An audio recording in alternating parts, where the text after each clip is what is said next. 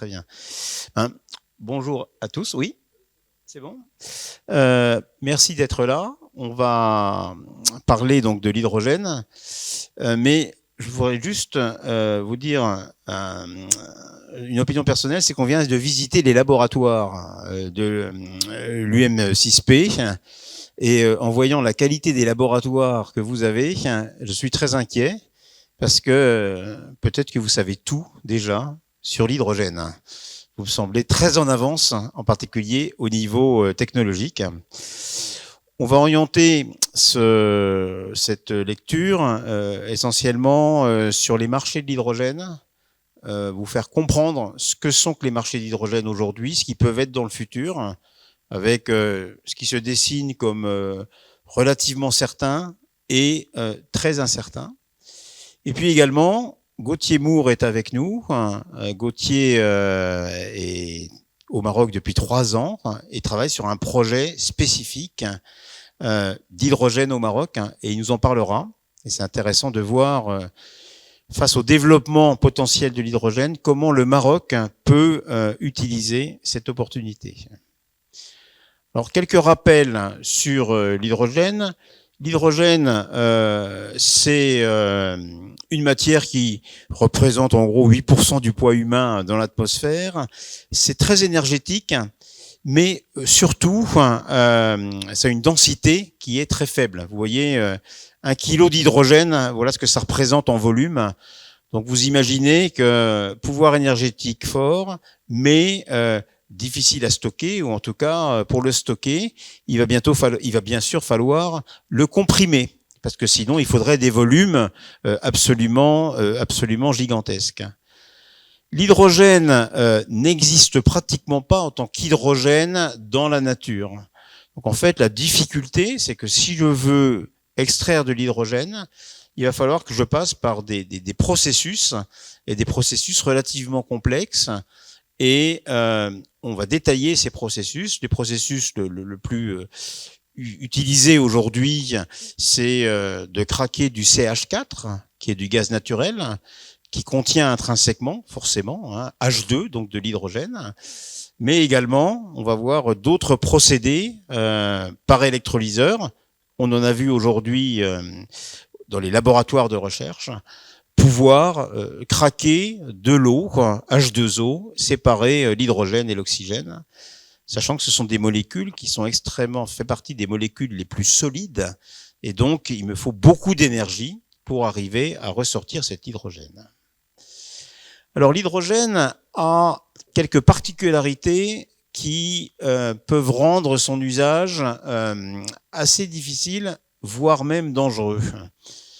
Alors, si on compare l'hydrogène par rapport au gaz, le CH4, que vous connaissez tous, en fait, l'hydrogène est très facilement inflammable. Et vous voyez que dans un mélange air-hydrogène entre 4% et 77%, ça suffit à certaines températures pour que ce mélange s'enflamme. Alors qu'avec du gaz, au contraire, si j'ai trop de concentration, ça ne s'inflammera pas. Et si j'ai des petites concentrations, ça ne s'inflammera pas non plus. Donc le range est très limité. Forcément, ça en rend un usage grand public, vous voyez, plus difficile. Alors j'aime bien prendre un exemple. Si j'ai ici une bouteille avec de l'hydrogène et que cet hydrogène brûle, dans des conditions de température et de pression, déjà la flamme ne se voit pas. Je ne verrai pas la flamme. Si je mets ma main ici, je ne sentirai rien. La chaleur est extrêmement concentrée. Je ne vois pas la flamme, je mets ma main ici, je ne sens rien. Je mets ma main là, elle est brûlée. Donc ça veut dire que l'hydrogène, pour ça, a une particularité, et on va le voir, ça peut être une limite dans des usages, et en particulier des usages plutôt grand public, sachant que au niveau industriel, on sait maîtriser bien sûr ces dangers. Alors, quelles sont les utilisations aujourd'hui de l'hydrogène? La première grosse utilisation, c'est essentiellement tout ce qui est le raffinage de pétrole. On a besoin de beaucoup d'hydrogène, en particulier pour modifier la molécule de base d'hydrocarbone pour désulfurer. Quand je veux désulfurer, enlever du soufre, je vais provoquer des réactions qui vont me permettre de sortir de l'H2S. Et pour désulfurer, j'ai besoin de grandes quantités d'hydrogène. Donc le raffinage de pétrole est un des premiers consommateurs d'hydrogène. Le deuxième, et bien connu bien sûr au Maroc, tout ce qui est l'industrie chimique, pétrochimique et en particulier les engrais. Les engrais sont des très gros consommateurs également d'hydrogène. Les autres consommations d'hydrogène dans l'industrie sont beaucoup plus limitées. On les trouve l'industrie du verre, des circuits électroniques. C'est des petites quantités, mais c'est extrêmement important. Et puis également tout ce qui est carburant, energy carrier essentiellement pour les fusées ou les satellites.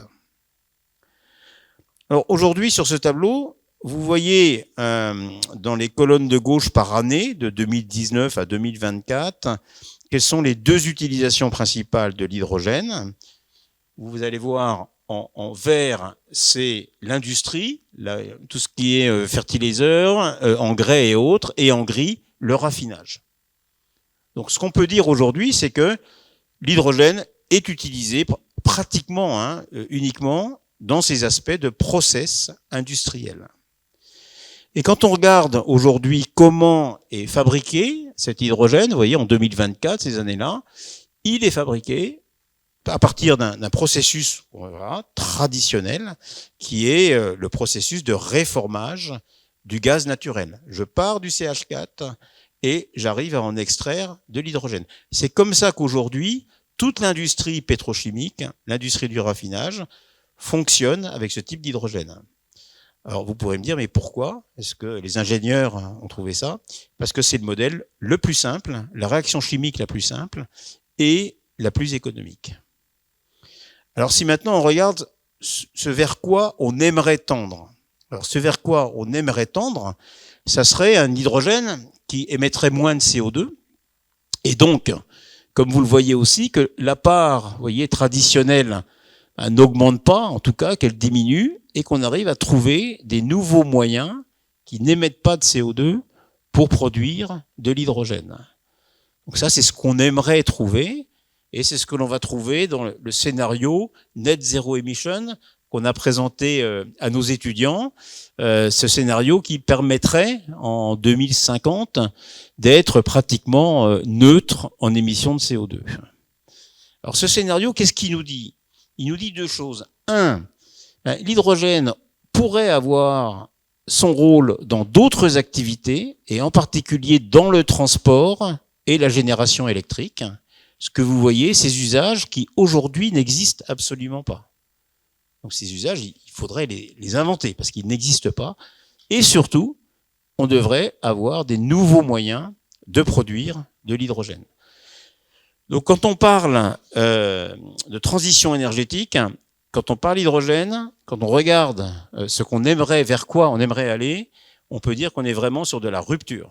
C'est de la rupture de marché et c'est de la rupture technologique.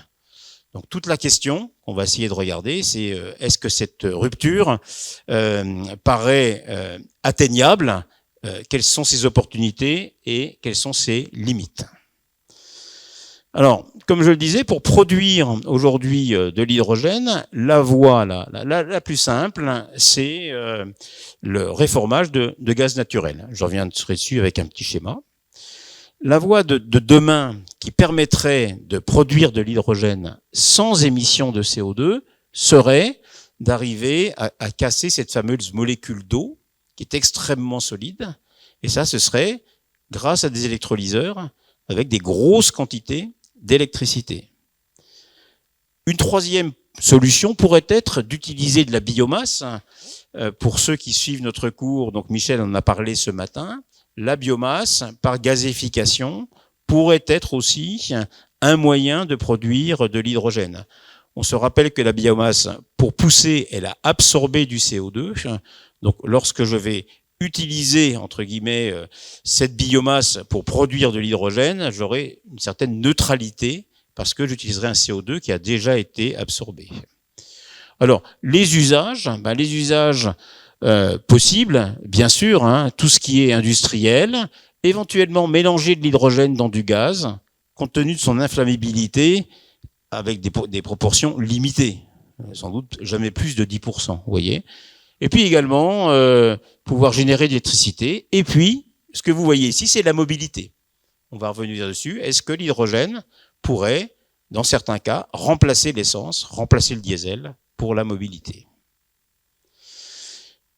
Aujourd'hui, je dirais, malheureusement, en termes d'émissions de CO2, 99% donc de l'hydrogène, on l'a vu tout à l'heure, est fabriqué à partir de méthane, et ça émet beaucoup de CO2, environ 1,3 gigatonnes de CO2, c'est à peu près ça correspond aux émissions d'un pays européen, vous voyez.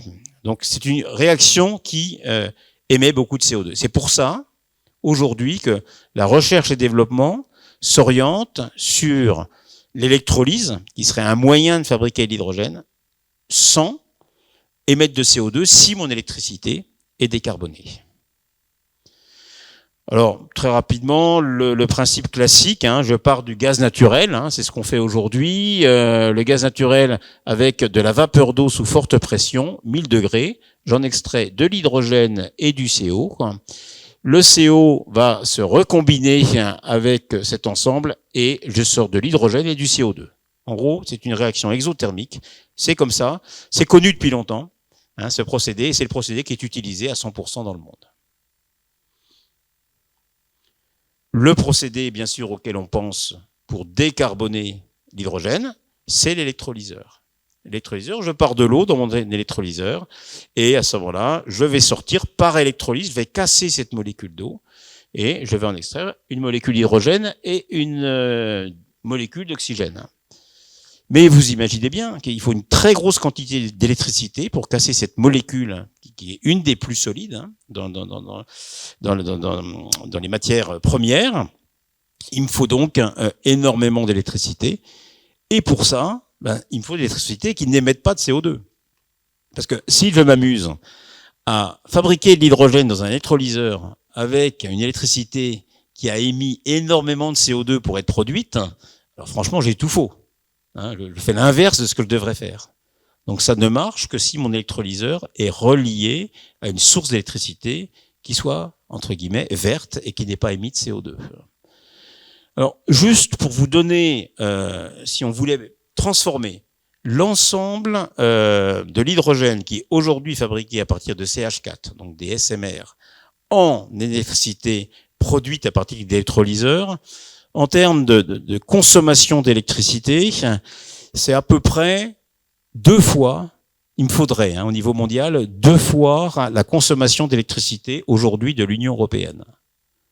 C'est donc des centaines soit de réacteurs nucléaires, soit d'énormes capacités éoliennes, d'énormes capacités en solaire, pour arriver à transformer toute ma production d'hydrogène en hydrogène, entre guillemets, vert. Donc c'est un vrai challenge et ça fait partie forcément des limites. On ne pourra pas non plus indéfiniment construire des centrales solaires, des centrales éoliennes, voire des centrales nucléaires pour produire de l'hydrogène. C'est une des limites, ça consomme énormément d'électricité. C'est assez facile à comprendre que si ça ne consommait pas autant d'électricité, nos prédécesseurs auraient utilisé ce mode de fabrication plus tôt que les SMR avec le CH4. Alors, quelques mots de terminologie. Quand vous lisez la littérature, on parle en fait aujourd'hui, on classifie l'hydrogène, pour essayer de s'y retrouver, en 4 grandes familles. L'hydrogène vert. Alors, l'hydrogène vert, c'est l'hydrogène qui est émis à partir d'une électricité qui n'a pas émis de CO2. Donc, et bien évidemment, et on verra, Gauthier nous présentera l'intérêt du modèle marocain, c'est solaire, éolien, électricité pour mon électrolyseur. Une autre moyen de fabriquer de l'hydrogène sans CO2, c'est bien sûr le nucléaire. Alors là-dessus, il y a un débat. Est-ce que l'hydrogène fabriqué à partir d'électricité venant du nucléaire devrait être qualifié d'hydrogène vert, vous verrez dans la littérature apparaître de l'hydrogène violet ou de l'hydrogène rouge pour les gens qui ne veulent pas entendre parler de nucléaire pour ne pas mélanger du nucléaire qui viendrait de solaire ou d'éolien par rapport d'électricité par rapport à l'électricité nucléaire. C'est juste pour vous dire. Vert, ça veut dire pas de CO2, mais vous pouvez quelquefois lire rouge ou violet, ça vient du nucléaire. L'hydrogène bleu. Alors l'hydrogène bleu, qu'est-ce que c'est? C'est une solution intermédiaire où le temps de construire tous mes électrolyseurs, ça prendra des dizaines et des dizaines d'années. Ça serait de garder la production à partir du gaz naturel, mais de capter à ce moment-là le CO2 qui est émis lors de la production d'hydrogène. Je capte ce CO2 et je le stocke. Je voyais qu'il y a des congrès sur le CCUS là, qui sont organisés à l'UM6P. C'est exactement ces technologies. Ça permet, vous voyez, de garder le même process, mais de le décarboner. Ça peut être des solutions intermédiaires pour accélérer la décarbonation de l'hydrogène. On l'appelle l'hydrogène bleu. L'hydrogène gris, c'est celui qui est fabriqué à partir de gaz naturel, qu'on a vu. Et puis l'hydrogène brun, qui est plutôt produit à partir de charbon. Voilà, il faut avoir en tête ces qualifications. Quand vous lisez des publications, c'est ce qu'on voit. Aujourd'hui, gardez en tête, je vais passer ce slide, l'hydrogène vert, c'est complètement marginal. On a vu environ sur les 100 unités entre guillemets de production, on est au maximum à 0,8 ou 1, donc c'est complètement marginal. En millions de tonnes, c'est moins d'1 million de tonnes sur 100 fabriquées aujourd'hui. Donc vous voyez un peu le gap qui est très très important. Alors, si on regarde maintenant comment on verrait le futur en termes de production à ce moment-là d'hydrogène, et ça c'est quand même très important parce que ça nous, la production et le marché de l'hydrogène. Alors là, on va se référer au scénario. Alors désolé pour ceux qui ne sont pas dans notre cours, mais ceux qui sont dans notre cours vont reconnaître ces trois scénarios. Le scénario STEPS, c'est les régulations existantes. On simule tout ce qui se passe avec les régulations existantes.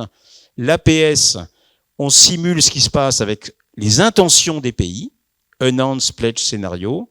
Et le Net Zero Emission, c'est qu'est-ce qu'il faudrait faire pour décarboner la planète en 2050. Alors vous voyez, ils sont très très différents. La chose qui change assez peu, c'est que finalement, ce qu'on voit bien, c'est que dans tous les scénarios, on part de cet hydrogène qui est produite essentiellement à partir de charbon et de gaz naturel. Vous voyez, dans les scénarios, c'est sûr qu'il restera quand même une partie importante d'hydrogène qui continuera à être fabriquée à partir de méthane. Mais l'idée de ces scénarios, c'est que il faudrait les associer avec du carbon capture and storage. Donc, on ne va pas remplacer du jour au lendemain tous les SMR en électrolyseurs. L'idée, c'est de se dire, transformons une majeure partie de ces SMR avec du captage de CO2. Et ce que vous voyez en bleu clair, c'est tout l'hydrogène qui viendrait d'un processus d'électrolyse fabriqué à partir d'électricité verte. Alors, la première chose que vous pouvez vous dire, mais les scénarios sont complètement différents. Vous voyez, entre ce scénario 2050 du Net Zero Emission, ce scénario APS et ce scénario STEPS. Bon, dans tous les cas, il faudra de l'hydrogène à partir de l'électricité, quels que soient les scénarios. La grande incertitude, c'est quel va être ce marché mondial de l'hydrogène. Est-ce qu'on sera plus proche de ce scénario ? Est-ce qu'on sera plus proche de ce scénario ? Alors là, on est un peu dans la prospective. Ce qu'on peut dire, les tendances aujourd'hui.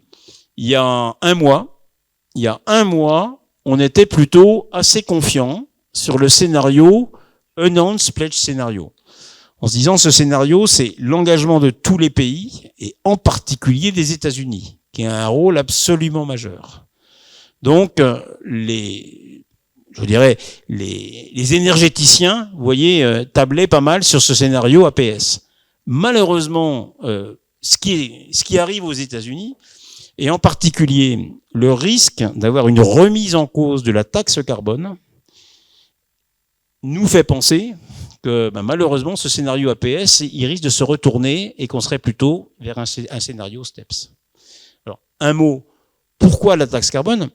C'est que si aujourd'hui, l'hydrogène qui fabriqué en émettant du CO2 n'est pas pénalisé, pourquoi est-ce qu'un industriel irait, entre guillemets, investir dans un électrolyseur s'il n'est pas pénalisé sur le mode traditionnel, entre guillemets, de production d'hydrogène? Ça, c'est un vrai sujet. Bon, l'Europe ne bougera pas sur la taxe carbone, donc on peut penser qu'en Europe, ça ne changera pas. Mais sur les US, il y a quand même un vrai sujet. Mais c'est toujours pour vous dire, gardez en tête que de toute façon, dans tous les scénarios, il faudra de l'hydrogène fabriqué à partir d'électrolyseurs. Par contre, dimensionner le marché mondial de l'hydrogène, Gauthier nous dira peut-être un peu plus, c'est aujourd'hui très très difficile. Alors vous voyez, il y a énormément de projets de fabrication et on voit bien sûr le Maroc très bien placé dans ces projets de fabrication d'hydrogène vert. Alors dans la littérature, il y a des gens qui s'amusent. Alors on a des géologues avec nous. Il y a des gens qui s'amusent, je dis que s'amusent à écrire que en fait on va trouver de gigantesques réserves d'hydrogène et qu'il existe des gigantesques réserves d'hydrogène dans le sol. Alors il faut quand même se méfier. Quand on interroge des géologues, ils vous disent, c'est assez simple, l'hydrogène, c'est un produit qui a une telle faible densité, qui est tellement léger, qu'il est très très difficile à stocker dans le sous-sol, puisqu'en fait, il s'évapore, il s'échappe. Donc l'hydrogène naturel, aujourd'hui, paraît être extrêmement limité. Bon, faut jamais avoir des certitudes, mais ayez en tête que quand on vous dit, on a trouvé de l'hydrogène dans le sous-sol, a priori, les sachants, les géologues disent que ce sera absolument pas suffisant, ce sera toujours très très marginal pour pouvoir être exploité. Alors, deux points qu'on a vus. On a vu, l'utilisation de l'hydrogène dans l'industrie et la capacité, la possibilité d'utiliser l'hydrogène dans le transport. Alors, l'hydrogène dans le transport, c'est quelque chose qui existe aujourd'hui, avec deux moyens. Soit on utilise l'hydrogène directement. J'avais suivi un projet avec BMW pour utiliser de l'hydrogène liquide dans des moteurs traditionnels. C'est pas très efficient au niveau énergétique et BMW l'a abandonné. Soit à travers des fuel cells. Des fuel cells, on en a vu aujourd'hui dans le laboratoire du MIT. Je dis MIT, oui, c'est un lapsus, MIT. UM6P. Mais en voyant l'UM6P, j'ai vraiment pensé au MIT. Il s'avère qu'il y a 3-4 mois, j'ai visité les laboratoires du MIT et j'ai trouvé des choses qui ressemblaient. Voilà. Donc, vous dire que les fuel cells, ça existe et on va regarder un peu plus. Alors, pour ça, il faut des stations hydrogène. Ça existe, les stations hydrogène. Vous avez compris, je regarde ce monsieur. Alors ce monsieur, il a 0 pointé parce que déjà toucher un pistolet hydrogène sans avoir les gants ignifugés, surtout pas. Donc voilà, le refuel d'hydrogène, ça existe, mais ça nécessite quand même des protections assez importantes. Donc les technologies, c'est directement dans le moteur, mais ça c'est pratiquement abandonné. La technologie la plus prometteuse, c'est la technologie donc de la pile à combustible. Je vais passer ça aussi. Quand on regarde maintenant quel pourrait être le marché de l'hydrogène, alors là, il y a une grande question qui est posée. Jusqu'à il y a 4-5 ans, les constructeurs de poids lourds, vous voyez, pensaient que l'électrification due au poids de la batterie et au volume de la batterie serait un élément très très limitant pour les poids lourds. C'est facile à comprendre. Si je mets des batteries qui sont lourdes et qui prennent du volume, ça veut dire que je peux transporter moins de fret. Et donc, entre guillemets, au lieu de mettre 3 camions sur les routes, je vais être obligé d'en mettre 4 parce que je perds le poids et le volume de la batterie. Et donc, les constructeurs de poids lourds estimaient qu'il y avait tout un pan des poids lourds qui pourrait être décarboné, nécessitait, la seule solution, c'était l'utilisation d'hydrogène vert. Donc, on était un peu parti sur ce schéma-là. Ce qui est en train de se passer, c'est quand même assez différent. C'est que je reviens au poids lourd. La batterie électrique, en termes de coût, en termes d'efficacité, est en train de gagner tellement en termes de technologie que vous voyez le range aujourd'hui de l'électrique pour les constructeurs de poids lourds est en train de s'étendre. Et donc le créneau qui serait économique et viable de l'hydrogène aurait tendance à se réduire. Je vous donne une autre planche qui est la planche elle est intéressante, c'est la planche de Renault Truck. Donc Renault Truck, il y en a beaucoup au Maroc. C'est Volvo Renault Truck, c'est un des plus gros constructeurs de poids lourds. Vous voyez sa vision qu'il a dans les années 2050. Aujourd'hui, tout ce qui est fossil fuel, le diesel ou le gaz, d'accord, le gaz carburant, les batteries. Et là, la grosse question, c'est quelle sera la place de l'hydrogène entre les biofuels ou l'e-fuel, les e-fuels, je reviendrai dessus, et l'hydrogène utilisé en hydrogène gazeux pour la mobilité versus les batteries. Donc voilà, on est dans le domaine de l'incertain, on est dans le domaine de la recherche et développement. Ayez quand même en tête que le curseur, il se déplace plutôt, vous voyez, dans ce sens-là. Alors ça a quand même des conséquences, c'est que les réseaux, en particulier les grandes compagnies qui exploitent des réseaux, je vois au Maroc, Shell, Total Energy par exemple, qui commençaient à investir dans des grosses bornes, des grosses bornes pour fournir de l'hydrogène aux poids lourds. Maintenant se posent des questions en disant oui, mais si le marché de l'hydrogène il est réduit, faut peut-être penser à deux fois. Donc on a ça en tête, quand même une certaine incertitude sur le marché de l'hydrogène pour la mobilité. Alors il y aurait une autre utilisation possible de l'hydrogène, c'est fabriquer finalement de l'essence ou du diesel avec de l'hydrogène. Ça, on sait faire, c'est ce qu'on appelle les e-fuels. Alors le e-fuels, il a un énorme avantage, c'est que je peux l'utiliser dans un moteur thermique traditionnel. Je n'ai pas à changer mon moteur. L'e-fuel, en fait, je reconstitue un hydrocarbure à partir d'hydrogène et de CO2. Donc, bien sûr, vous imaginez, il me faut de l'hydrogène vert, il me faut du CO2, et là, j'ai ce qu'on appelle un low carbon fuel. Alors, une des limites des e-fuels, c'est un processus qui est assez compliqué, puisque il faut que j'ai mon hydrogène, mon CO2, gazification et passer du gaz au liquide. C'est des procédés Fischer-Tropsch, pour ceux qui connaissent un peu, très développés, on en a parlé dans notre cours en Afrique du Sud. L'Afrique du Sud faisait ça à partir de charbon. Le procédé, il est connu. Par contre, c'est des processus extrêmement énergivores, ça consomme de l'énergie, et bien sûr, ça coûte assez cher. L'e-fuels, encore une fois, son intérêt, c'est que je n'ai pas à changer le parc de véhicules. Alors, c'est aujourd'hui un des grands débats au niveau européen. Au niveau européen, en particulier les constructeurs allemands, demandent à ce que les e-fuels soient considérés comme des fuels low carbone et ne pas obliger l'Europe, après 2035, à ne plus vendre de véhicules thermiques. Leur théorie est de dire, mais c'est complètement idiot, parce qu'en 2040, je pourrais très bien avoir des voitures thermiques traditionnelles qui utiliseront des e-fuels. Il faut bien comprendre.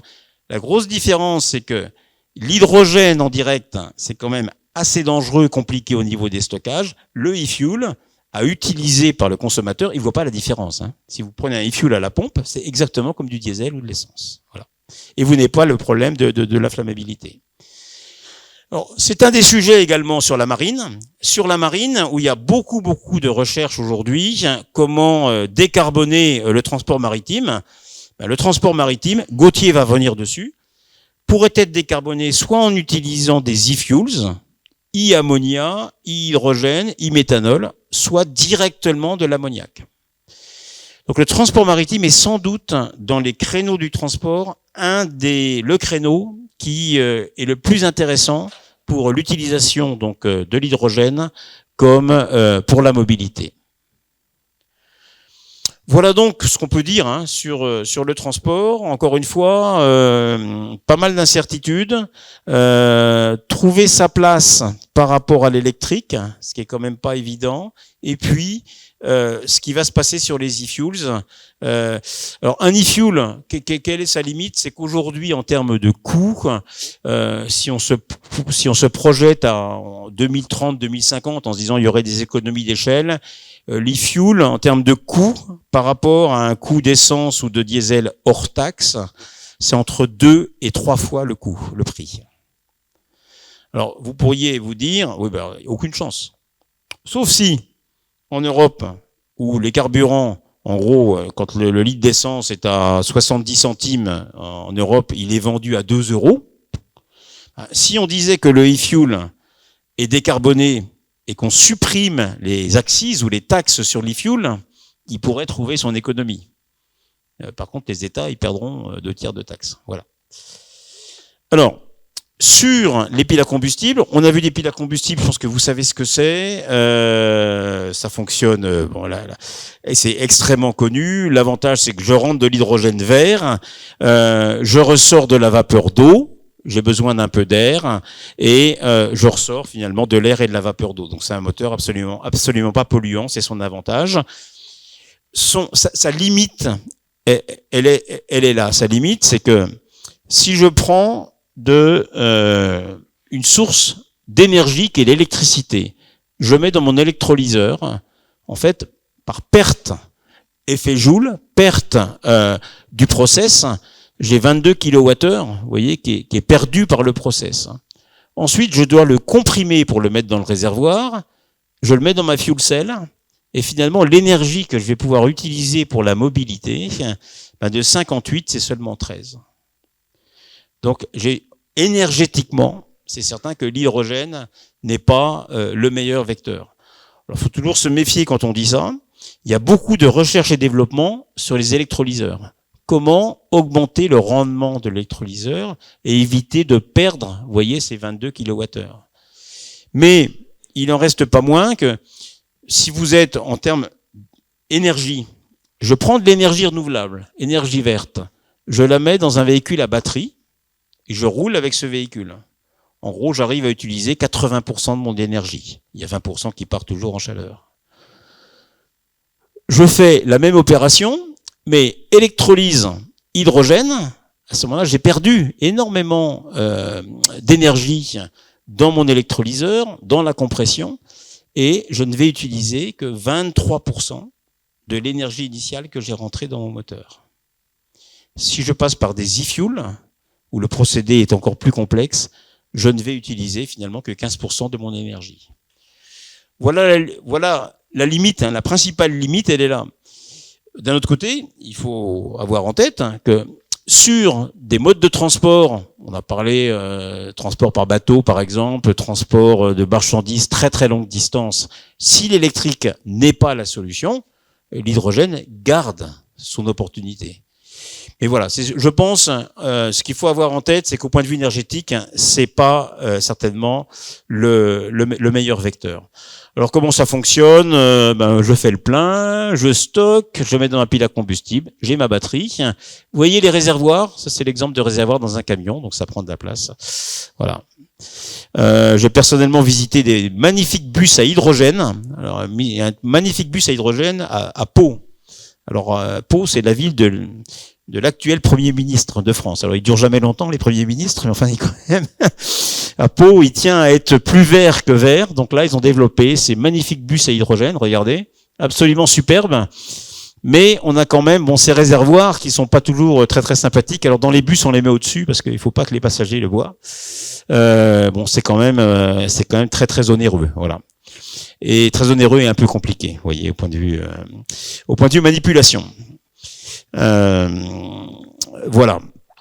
Quand c'est dangereux, ça peut être dangereux. Et ça, c'est quand même un des points qu'il faut souligner, si vous voulez, quand on utilise ces nouvelles énergies. Attention à maîtriser la sécurité, mais à la maîtriser complètement, parce qu'il suffit de quelques accidents graves pour à ce moment-là complètement tuer une filière. Alors, je vous montre rapidement la photo. Ça ne veut pas dire qu'il ne faut pas monter dans un bus à hydrogène. Ne vous inquiétez pas. Il y a quand même, c'est quand même sûr. Mais dans un dépôt de bus, c'était à Belfort il y a 3 mois en France, il est arrivé que ça a été mal géré. Et ben voilà ce que c'est devenu. Donc c'est pas très beau, quoi. Et il faut espérer que voilà que ça n'arrive pas, parce que c'est toujours assez quand même assez embêtant. Bon, alors j'espère que vous n'êtes pas découragé sur l'hydrogène vert. Ce que je voulais vous dire, c'est les incertitudes de l'hydrogène vert dans essentiellement le transport comme carburant. On garde en tête que de toute façon, il faut de l'hydrogène pour l'industrie et que celle-là, il faut la décarboner. Que dans tous les cas, il y a un gros marché sur l'hydrogène industriel. Et sur l'ammoniac, en utilisation directe de l'ammoniac, il y a aussi peut-être des solutions innovantes, des bateaux qui tournent à l'ammoniac. L'ammoniac, c'est un produit qui a une densité qui est pas forcément idéale. C'est une densité énergétique moins forte que l'essence et le gazole. Manipulation, c'est un produit qui est assez toxique, mais qui pourra trouver sa voie, sans doute, sur certains usages. Vous voyez, c'est des usages courte distance. Ça existe déjà. Et puis, bien sûr, le gros débouché d'hydrogène, l'énorme débouché d'hydrogène, il est industriel. Industriel pour le raffinage, pour tout ce qui est engrais et autres.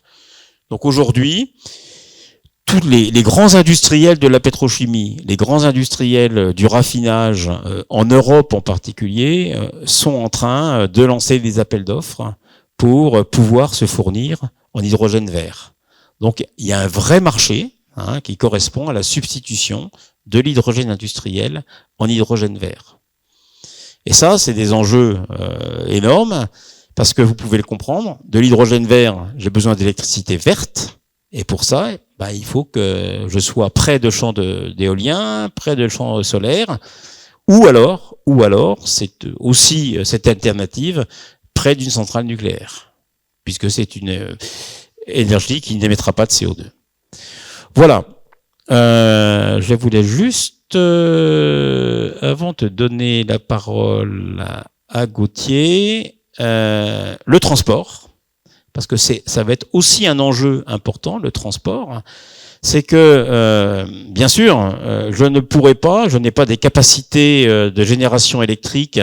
Je prends l'exemple de l'Allemagne, où l'Allemagne est fortement équipée en énergie solaire, fortement équipée aujourd'hui en énergie éolienne, pour leurs propres usages. S'ils veulent se rajouter de l'électricité verte pour l'hydrogène, ils auront du mal, parce que déjà, ils sont pratiquement au maximum de leur capacité. Ce qui veut dire qu'il faudra le transporter. Et il viendra d'où?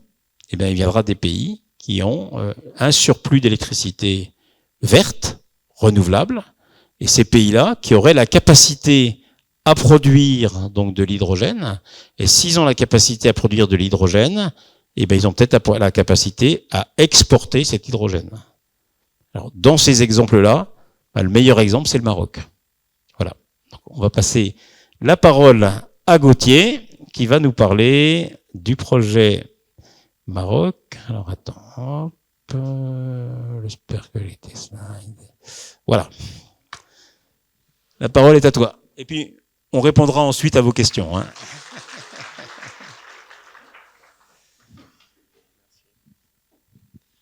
Bonjour à tous. Je suis très content d'être ici pour vous parler un peu du Maroc. Je m'appelle Gauthier Moore, je suis basé à Casa, à 2 heures d'ici. Et je suis responsable du développement du projet hydrogène de Total au Maroc. Et avant de rentrer un peu dans les détails du projet et de vous expliquer un petit peu ce qu'on essaye de faire, je voulais peut-être prendre un peu de recul et vous poser la question, pourquoi Total cherche à développer un projet hydrogène au Maroc? Et je pense que Benoît a en partie répondu à cette question. Je pense que cette idée de chercher à développer des projets comme ça vient d'une première partie de la demande. Aujourd'hui, on se rend compte que quels que soient les scénarios envisagés par l'Agence de l'énergie, qu'ils soient optimistes ou pessimistes, on a une partie de la demande énergétique décarbonable, ce qu'on appelle les hard-to-abate sectors, qu'on va pas réussir à électrifier. Et pour ces secteurs-là, on va avoir besoin, typiquement l'industrie chimique, les aciéries, les raffineries, on va avoir besoin d'une molécule. Le deuxième point, c'est la décorrélation géographique entre les grands centres de consommation et les zones potentielles de développement renouvelable et de développement d'électricité verte. Et on observe de manière assez évidente que les endroits où il y a beaucoup de vent, les endroits où il y a beaucoup de soleil, et bah ce sont généralement pas les endroits où il y a beaucoup de monde et beaucoup de consommation. Et que l'hydrogène nous permet justement d'aller, entre guillemets, chercher cette énergie dans les centres de production potentielle renouvelable pour ensuite en faire, la rendre utile, l'amener dans les centres de consommation, et en particulier dans les centres de consommation industrielle. Et donc aujourd'hui, Total développe ce projet au Maroc. Et pourquoi au Maroc? C'est un certain nombre de critères. La disponibilité justement de ces ressources renouvelables avec une ressource éolienne de grande qualité, une ressource solaire de grande qualité, une grande disponibilité foncière, en particulier dans les provinces du Sud, et donc cette capacité à aller construire potentiellement des gigawatts de capacité renouvelable. Voilà, dans le scénario qu'on voyait, le scénario le plus conservateur sur la demande d'hydrogène, on voyait une demande à 2050 de 50 millions de tonnes d'hydrogène. 50 millions de tonnes d'hydrogène, c'est 500 gigawatts de capacité renouvelable équivalente. Et donc pour ça, il faut de la place. Il faut de la place. Et le deuxième point, c'est la proximité aux grands centres de consommation. Ça tombe bien au Maroc, vous avez un acteur plutôt présent, en particulier ici, l'OCP qui consomme 2 millions de tonnes d'ammoniac par an.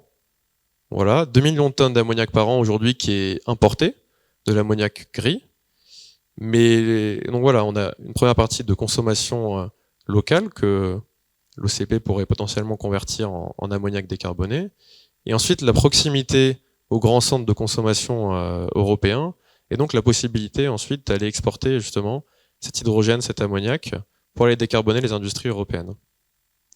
Et dans le cadre de ces développements hydrogènes, le Maroc a suivi une trajectoire assez singulière par rapport à d'autres pays. Donc il y a eu, dans le développement des projets hydrogènes, il y a eu un certain nombre de hype, puis de creux, comme ça arrive souvent dans les nouvelles technologies. Il y a eu la hype de 2020, beaucoup de 2020, 2021, le prix de l'énergie extrêmement élevé. Tout le monde pense que l'hydrogène, c'est la solution miracle. Beaucoup de pays se sont jetés dans ce qui pensait être une opportunité en or. On a vu l'Égypte pendant la COP en 2022 signer 25 MOU, 25 accords avec des entreprises pour développer l'hydrogène dans tout le pays. On regarde 2-3 ans après où ils en sont. Voilà, il se passe pas grand-chose. Et le Maroc a pris son temps et finalement l'année dernière, sous les instructions de Sa Majesté, a sorti la circulaire de l'offre au Maroc qui a permis de cadrer justement le développement de ces projets hydrogène au Maroc en identifiant un foncier, parce que, comme je le disais, pour produire de l'hydrogène vert, il faut de la place, il faut mettre des turbines, il faut mettre du renouvelable, en identifiant 1 million d'hectares de foncier, donc quand même 10 000 km² répartis dans tout le royaume, en particulier sur 3 régions, la région de l'Oriental, la région de Guelmim-Wennoun et la région de Dakhla. Et en identifiant tout un processus de sélection, et un peu en entonnoir, de sélection des investisseurs pour pouvoir ensuite arriver à des projets qui soient les plus solides, les plus matures et les plus sérieux possibles. Et donc c'est dans ce contexte-là que nous développons ce projet sur lequel on a communiqué en octobre lors de la venue du président de la République française au Maroc. Et donc on a été sélectionné pour plein de raisons, parce que Total est un acteur industriel, parce que justement nous sommes en mesure, on pense être en mesure de gérer plus facilement ces aspects industriels de sécurité, qu'on a la capacité de développer des projets de grande ampleur. Et donc on a signé ce contrat devant un président et Sa Majesté d'allocation du foncier, le premier contrat de ce type au Maroc pour développer le projet que j'appelle JBICA, qui est dans la commune de Jbika, qui est dans la région de Gelmim-Wennoun. Je ne sais pas si vous connaissez, mais donc voilà, c'est près de la ville de Tantan, où il y a beaucoup de vent, il y a beaucoup de soleil, il n'y a pas grand monde. Mais donc il y a beaucoup de potentiel pour faire des projets de cette nature. Bon, en l'occurrence, je vais passer rapidement, mais on est en partenariat avec voilà, deux acteurs de grande envergure, un fonds d'investissement danois qui s'appelle CIP et AP Moller qui fait partie du groupe Maersk, dont on reparlera plus tard. Donc voilà, là ça donne quelques indications sur l'emplacement du projet. Ce qui est intéressant avec ce genre de projet, c'est que ouais, c'est un projet qu'on présente comme un projet intégré, avec donc toute la complexité d'intégrer l'ensemble de la chaîne de valeur de la production, de l'électricité jusqu'à l'ammoniac, jusqu'à l'export. Donc ça inclut une centrale éolienne, une centrale solaire de production d'électricité renouvelable, ça inclut 1 gigawatt de capacité renouvelable, ça inclut des électrolyseurs, ça inclut ensuite toute la partie justement chimique à Haber-Bosch de conversion de l'hydrogène en ammoniac, sans parler sur la partie électrolyseur, donc on fait rentrer de l'électricité, on fait rentrer de l'eau, donc on a besoin d'eau aussi. Il faut pour ça dessaler de l'eau. On va pas utiliser l'eau des nappes pour faire de l'hydrogène vert, sinon ça perd un peu de sens. De l'ammoniac, et puis ensuite, une fois qu'on a de l'ammoniac, soit on l'utilise localement, et donc là, l'acteur incontournable au Maroc, c'est l'OCP, soit on l'exporte, et on va chercher justement des acheteurs potentiels pour cet ammoniac. Bon, je voudrais rester un peu sur cette slide parce que je pense que ça met en lumière aussi pas mal de challenges et un peu résumé aussi des challenges sur cette chaîne de valeur. En fait, la technologie électrolyseur, on a tendance à dire que c'est une technologie nouvelle, c'est une chaîne de valeur nouvelle. La technologie alcanine de production d'hydrogène, c'est une technologie qui existe depuis les années 1910, y compris à grande échelle. La complexité ici, c'est pas tellement l'électrolyseur en lui-même. Bon, c'est la taille de ces électrolyseurs auxquels on n'est pas forcément habitué, et surtout c'est la gestion de l'intermittence électrique. C'est-à-dire que les seuls électrolyseurs qui fonctionnaient aujourd'hui étaient reliés au réseau ou à des barrages, ça tournait tout le temps, c'était facile. Là, la complexité, c'est que on est quand même sur un procédé chimique, que ce soit de production d'hydrogène ou ensuite de production d'ammoniac, avec une source électrique qui est complètement intermittente. Et donc, quand il n'y a pas de vent et qu'il n'y a pas de soleil, c'est là toute la complexité de réussir à gérer cette intermittence sur ces procédés chimiques. Peut-être là,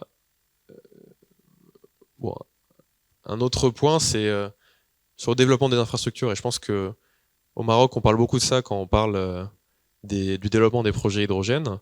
C'est quand il faut construire toute une chaîne de valeur et construire des projets hydrogène, on a besoin d'avoir des volumes significatifs. On est en train de construire toute une industrie dans une région où il y avait pas d'industrie, il y avait rien. Le port de Tantan à proximité, c'est un port de pêche.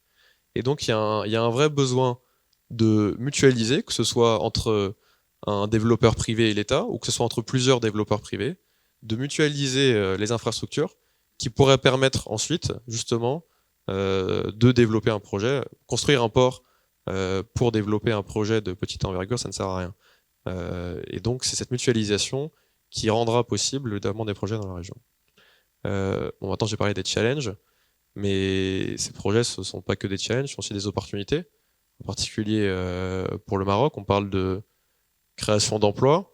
Voilà, le désavantage du renouvelable, que ce soit le solaire ou l'éolien, c'est que il y a un peu d'emploi pendant la construction, mais puis après, pendant l'opération, les éoliennes elles tournent toutes seules, les panneaux solaires ils produisent tout seuls. Là, on va rajouter une brique industrielle supplémentaire qui va créer davantage d'emplois que ne le ferait un parc renouvelable seul. Et voilà, ça crée de manière générale des emplois et plus généralement de la valeur pour le royaume. Voilà, dans les grandes lignes, quelques mots sur le projet Jbika, mais je pourrais répondre à vos questions à la fin si jamais vous en avez.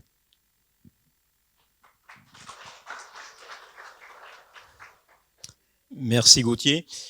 ça illustre parfaitement ce que tu disais, cette interpénétration entre la partie du monde qui a la capacité de développer le plus d'énergie renouvelable, solaire, éolien, et puis la partie du monde la plus industrialisée qui aujourd'hui consomme le plus d'hydrogène gris. Donc une véritable complémentarité. Et ce que tu disais, tous les défis que ça implique au niveau logistique. Alors au niveau logistique, tu parlais d'un port.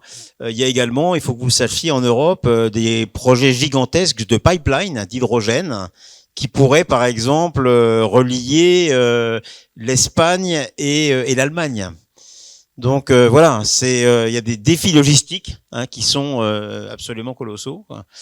Et ce que l'on pense, c'est que pour des ingénieurs comme vous, futurs ingénieurs, voilà, c'est des opportunités superbes de gérer des projets, comme tu disais, investissement, maintenance. Donc voilà, très belles opportunités pour globalement, la transition énergétique, c'est une opportunité formidable pour les ingénieurs de votre génération. Gauthier en est un bon exemple.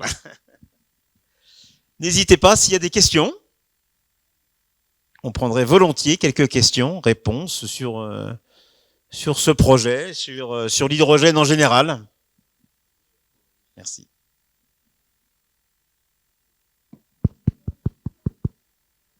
Y a-t-il des questions?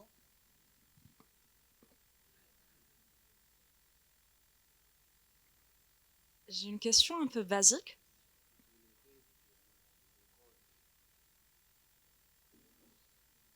Donc, je m'appelle Gina Naraki, je suis doctorante au Collège de l'Agriculture. Donc, ma question, elle est assez basique, c'est est-ce qu'il y a un niveau d'intensification de la production d'hydrogène qui pourrait menacer l'accès à l'eau potable des gens? Pour l'accès à l'eau potable? Ouais. Alors, je vais demander à Gauthier. Je pense qu'aujourd'hui, au Maroc en particulier, le développement de l'hydrogène en synergie avec le développement de nouvelles unités de dessalement, c'est plus une opportunité qu'une contrainte. C'est-à-dire que aucun projet hydrogène ne sortira au Maroc et viendra utiliser des ressources en eau qui seraient sinon utilisées pour l'agriculture ou pour la consommation courante. C'est-à-dire que une des contraintes pour un développeur de projet, c'est que cette eau, elle va devoir être développée, ça va devoir être ce qu'on appelle l'additionnalité. Donc ça va devoir être une source qui n'était pas existante, et donc en particulier, on va devoir développer de nouvelles centrales de dessalement, sauf qu'à l'échelle d'une centrale de dessalement, un projet hydrogène, ça consomme pas tellement d'eau. Et à l'échelle d'un projet hydrogène, une centrale de dessalement, ça représente une partie assez faible de l'investissement. Et donc là, on voit qu'il y a un vrai potentiel de synergie et d'intégration entre des projets hydrogène et soit la consommation locale, soit d'autres projets industriels, soit des projets agricoles. Merci.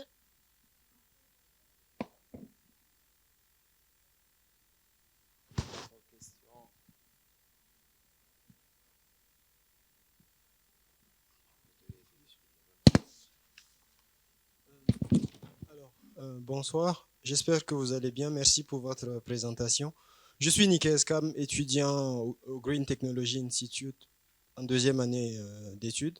Ma question, c'est de savoir, est-ce qu'il y aurait une alternative, par exemple la plasmalyse du méthane, comme alternative à l'électrolyse couramment utilisée? Vous avez parlé de la pyrolyse? Non, la plasmalyse du méthane. Plasmalyse du méthane. Oui. Alors là, je ne sais pas si je pourrais vous répondre sur... est-ce que parmi nos autres professeurs, non, ce que je peux vous dire, c'est que, alors, si, ce que je peux vous dire aujourd'hui, c'est que je vais répondre avec vraiment ce qui se passe au point de vue économique. Aujourd'hui, la génération d'hydrogène à partir de méthane, ce que vraiment les industriels ont en tête, c'est le fameux hydrogène bleu, c'est donc de garder le SMR avec capture de CO2 et stockage de CO2. C'est là, enfin, c'est comme ça que les industriels voient le plus les choses et que l'AIE voit également les choses. Donc, je pense que, je connais pas cette technologie, mais je pense qu'elle est plutôt en recherche et développement et qu'elle est sans doute pas, vous voyez, pour les 20 années à venir. Alors pour revenir sur l'aspect capture de CO2, ça c'est quand même assez vertueux, puisque ça permet en effet sur des SMR actuels, et il y a beaucoup de projets dans ce domaine, de se dire avant ou le temps d'investir dans l'électrolyseur, immédiatement, si je peux capter le CO2 et le stocker, j'ai quand même enlevé mon émission de CO2. Alors ça, c'est pour que les industriels le fassent, c'est très très lié à la taxe carbone. Et là, ce que je peux vous donner comme ordre de grandeur, c'est que, en gros, si le carbone, la taxe carbone, le CO2 émis, ou CO2 équivalent, est taxé aux alentours de 100 $, les projets de carbon capture and storage sont rentables. Et donc les opérateurs les feront. Alors sur le CCS, aujourd'hui, si on regarde un peu où c'est en train de se passer, il y a des gros investissements qui sont en train de se faire dans les grandes zones industrielles, les grands bassins pétrochimiques de raffinage en Europe, Le Havre, Dunkerque, Anvers, tous ces grands bassins sont en train de travailler sur le CCS. Et puis les Américains sont également assez en avance sur le CCS. Mais encore une fois, il faut une taxe carbone. Et c'est quand même un des gros points d'interrogation de l'arrivée du nouveau président aux États-Unis. Que va-t-il faire sur la taxe carbone? Merci beaucoup.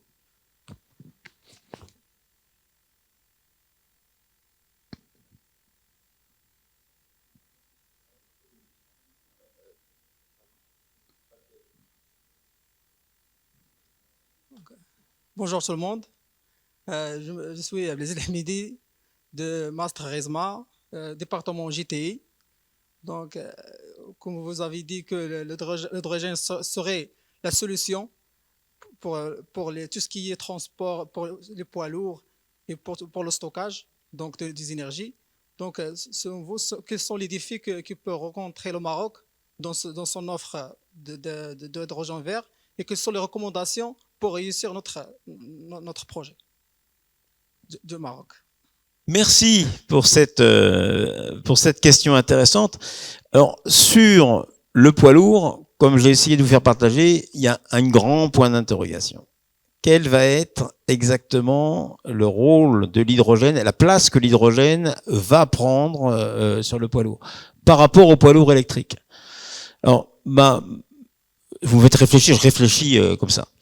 Ce que l'on dit en Europe, c'est que pour les très très grandes distances internationales, vous voyez, des camions qui font largement plus de 1000-1500 km par jour, par exemple, qui vont traverser d'Espagne à l'Allemagne, voire la Pologne, là, la place du poids lourd électrique risque d'être limitée, ne serait-ce que par le temps de recharge. Même si la technologie existe, le temps de recharge fait que le camion devra s'immobiliser tous les 6 heures, je ne sais pas combien de temps, mais très très longtemps. Donc ça réduit l'efficacité du transport. Donc pour le transport très longue distance, l'hydrogène devrait pouvoir trouver sa place. La limite, c'est qu'il faut construire des grosses stations de ravitaillement à hydrogène. Donc c'est ce qui est fait aujourd'hui, mais vous voyez, ça sera plutôt d'un maillage. Ça sera pas un réseau de stations, ça sera peut-être tous les 500 km, vous aurez des gros pôles de ravitaillement d'hydrogène. Pour le Maroc, les distances ne me semblent pas forcément justifiées. Vous voyez, un moteur à hydrogène. Ceci dit, le Maroc est quand même limité quand on regarde aujourd'hui, on l'a vu en cours, le mix énergétique et la production d'électricité au Maroc, elle reste aujourd'hui très très carbonée du fait de l'utilisation du charbon. Donc la question, je ne sais pas si Gauthier, je vais peut-être la poser à Gauthier, est-ce que si on arrivait à faire de l'hydrogène vert au Maroc, est-ce qu'une partie de cet hydrogène pourrait éventuellement être utilisée pour le transport? Moi, je pense que la complexité de créer une chaîne de valeur hydrogène sur la mobilité lourde et sur les poids lourds, c'est le fait d'avoir plusieurs stations-service qui sont réparties et donc d'avoir une consommation qui est décentralisée sur un territoire. Alors que nous, ce qu'on aime pour justement être compétitif, c'est d'avoir une production centralisée à un seul endroit. Donc on a une production centralisée, mais des centres de consommation éparpillés. Et je pense que c'est ça la complexité. Maintenant, pour le Maroc, encore une fois, ça dépendra de la taxe carbone. Si tous les produits exportés du Maroc vers l'Europe sont sujets à une taxe carbone aux frontières de l'Union européenne, et en particulier sur le transport, à ce moment-là, il y aura vraisemblablement une vraie opportunité pour le Maroc de construire ces stations-là. Et probablement, du coup, avec un coût du fuel qui sera beaucoup moins cher que ce qu'il ne pourrait l'être en Europe. Et je pense que, par ailleurs, sur la mobilité, de manière plus générale, le Maroc a un rôle à jouer, en particulier sur le shipping, et donc sur les porte-conteneurs, par exemple, de par sa position géographique et de par le développement des ports dans le nord du Maroc en particulier, donc à Tanger et à Nador. Et cette possibilité d'avoir accès sur ces ports à une énergie compétitive dans le cadre pour justement tous les Maersk, CMA, CGM qui vont devoir potentiellement répondre à des nouvelles normes sur la décarbonation de leur fuel. La possibilité de mettre en place une offre avec une énergie verte compétitive représente, je pense, une vraie opportunité pour le Maroc dans ce contexte-là.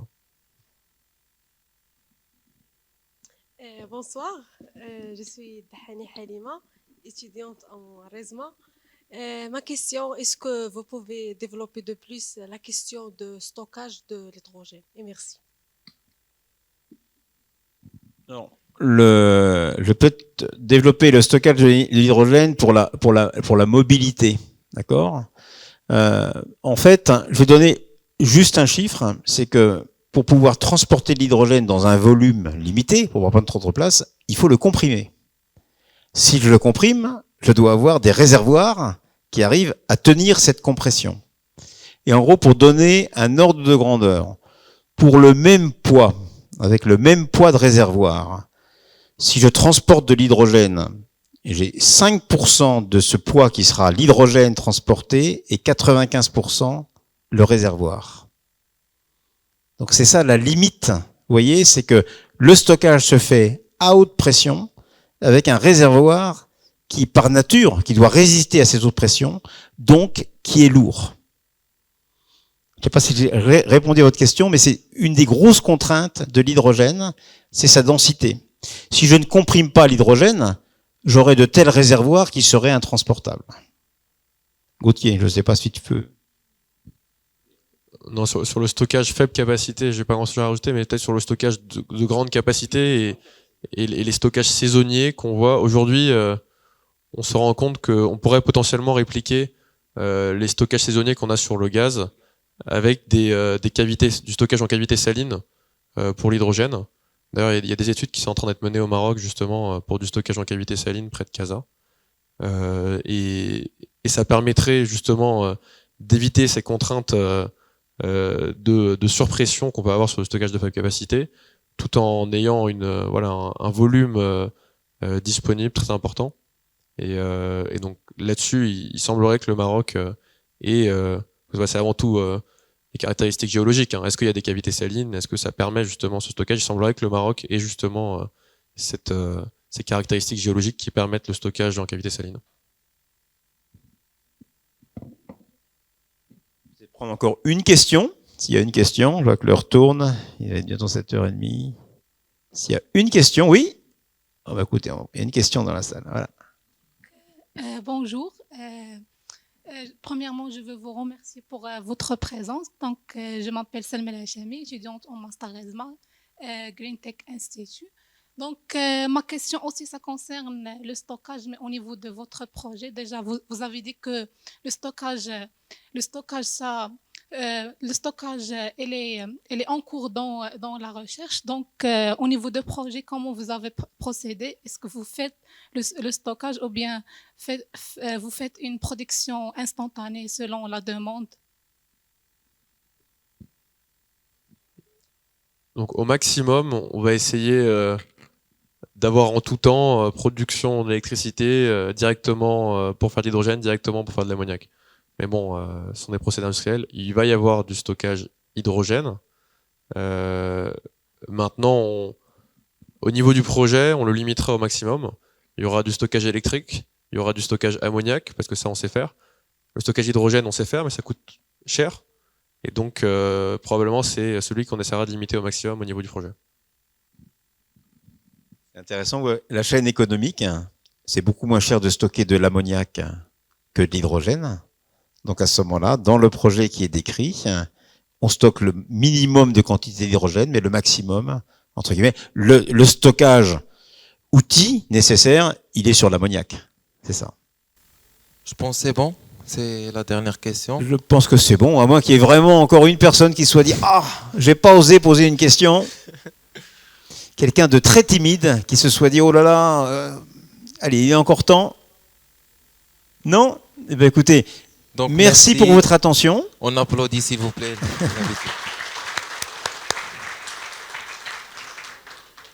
Peut-être on peut faire une photo de groupe ici. Bien volontiers.